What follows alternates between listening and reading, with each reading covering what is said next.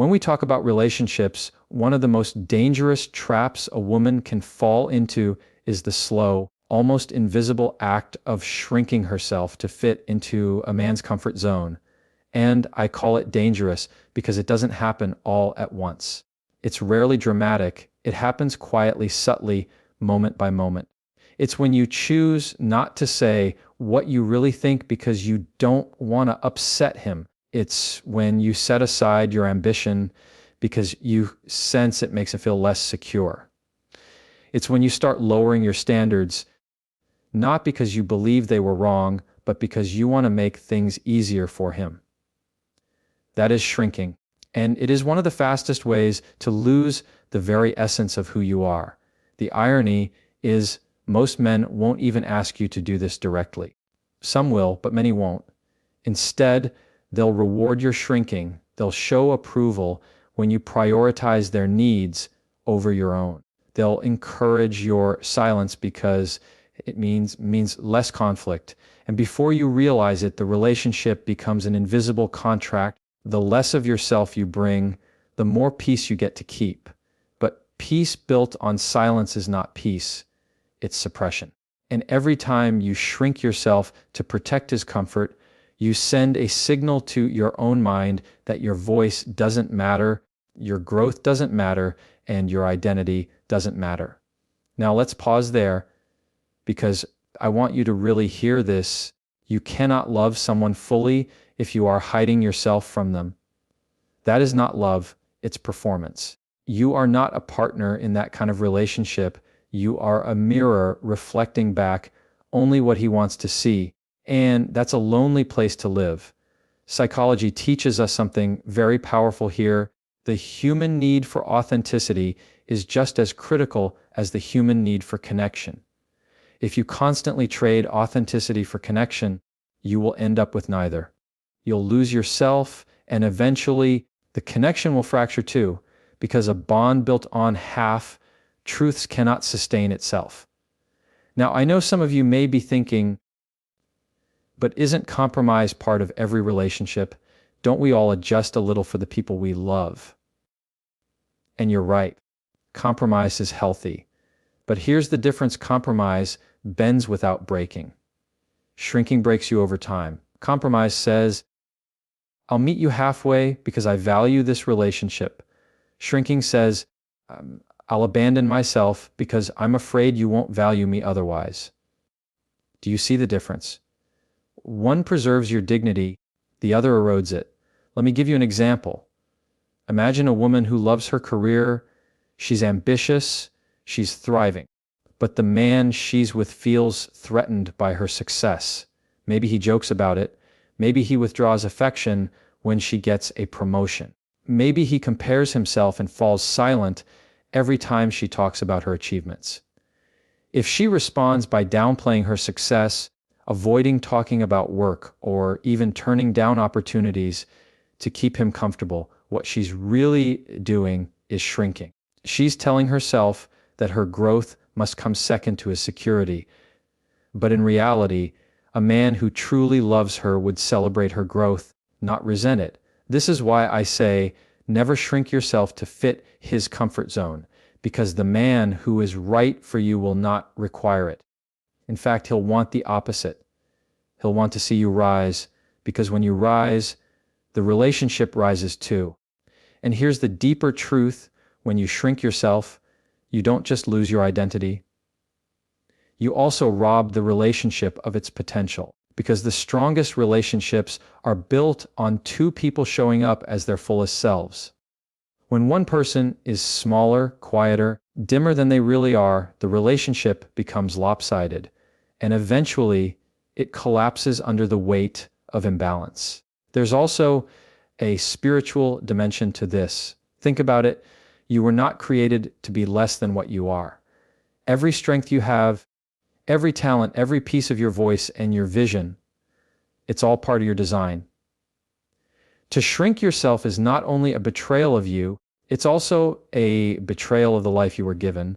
When you deny your own light, you deny the very purpose that makes you unique. And if a man is uncomfortable with your light, that is not a reflection of your worth. It's a reflection of his own insecurity. And here's the reality: a secure man is not threatened by your strength. A secure man doesn't need you to be smaller so he can feel taller. He knows who he is, and he celebrates who you are. That's the kind of relationship worth holding out for. Anything less is a slow erosion of your soul. So let me ask you, how many times in your life have you chosen silence when you wanted to speak? How many times have you chosen smallness when you wanted to stand tall? How many times have you abandoned your truth just to make a man feel comfortable? Because every one of those moments was a piece of yourself being chipped away, and you deserve more than that. Here's the bottom line: do not contort yourself to fit into someone else's frame. If he cannot hold space for the fullness of you, he is not your person. Love should feel like expansion, not confinement. It should feel like breathing deeper, not holding your breath. And the moment you feel yourself shrinking, the moment you feel your edges being shaved down to fit inside his box, that's the moment you need to pause and ask, what am I losing, and is this worth it? Because the truth is, the love that is meant for you will never require you to be less. It will call you to be more. It will invite your whole self to the table. And when you bring all of you, your voice, your ambition, your light, you don't just honor yourself, you give the relationship its best chance to thrive. So never shrink yourself to fit his comfort zone. Never confuse his discomfort with your duty to adjust. Never dim your light just to keep him from feeling small. Because the right man won't ask you to shrink, he'll make space for you to shine. And if there's one thing I want you to carry with you from this, remember this truth: love that costs you yourself is never love worth keeping. We need to be honest about something. In every relationship, sacrifice is inevitable. You sacrifice time, comfort, and sometimes even preferences, because that's the nature of building a life with another person.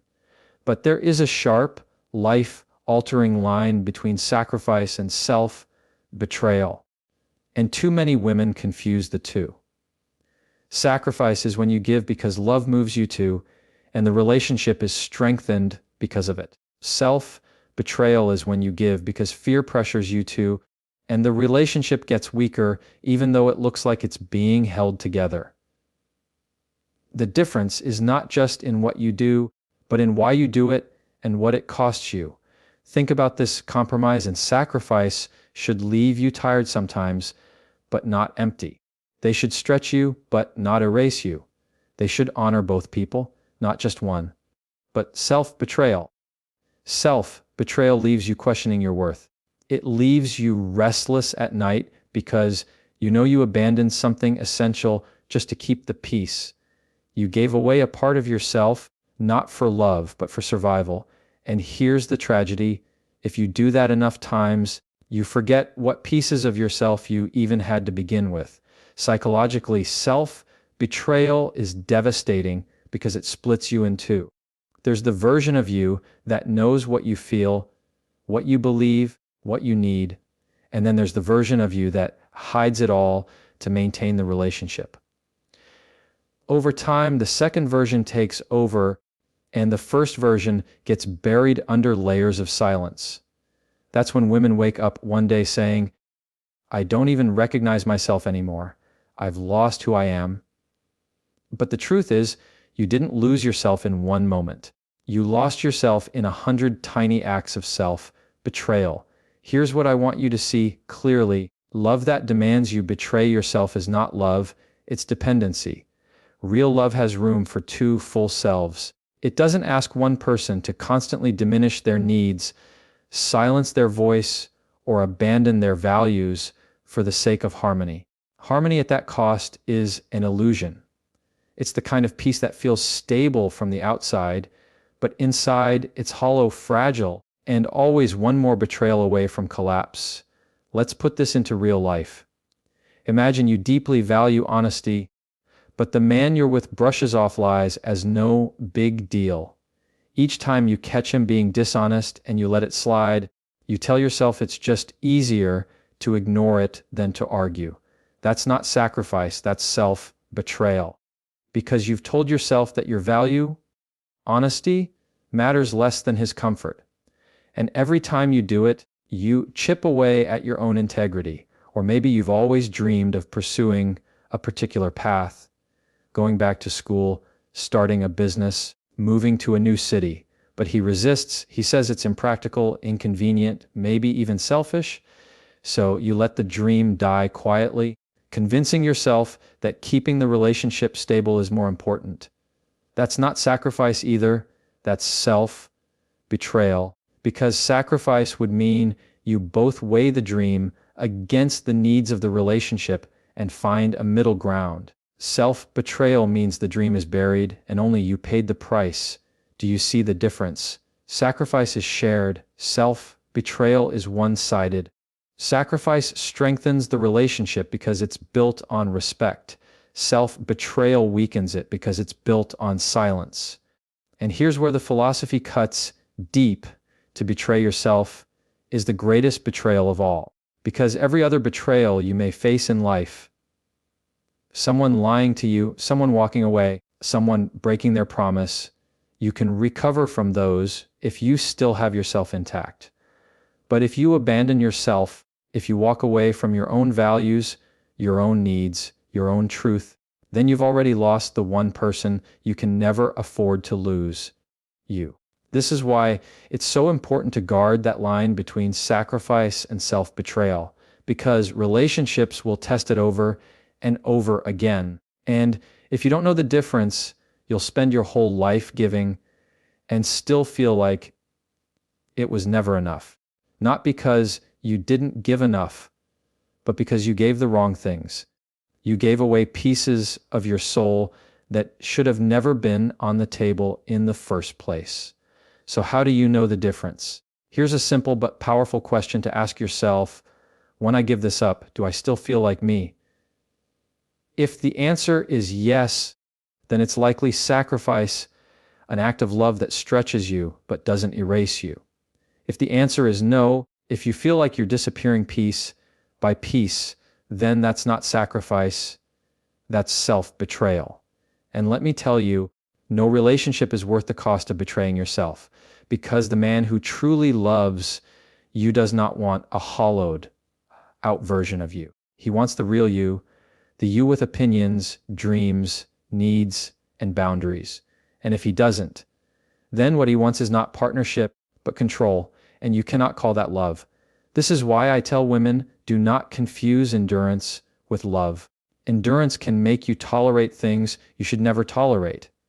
You can endure neglect. You can endure disrespect. You can endure silence. But endurance doesn't make those things love. It just makes them tolerable. And if you betray yourself long enough, you'll convince yourself that tolerating is the same as loving. It's not. Real love is not built on tolerance of pain. It's built on celebration of truth. So let me speak to you directly. If you're in a place where you feel you've been abandoning yourself, I want you to know it's not too late. You can stop. You can reclaim your voice. You can draw the line again. You can say,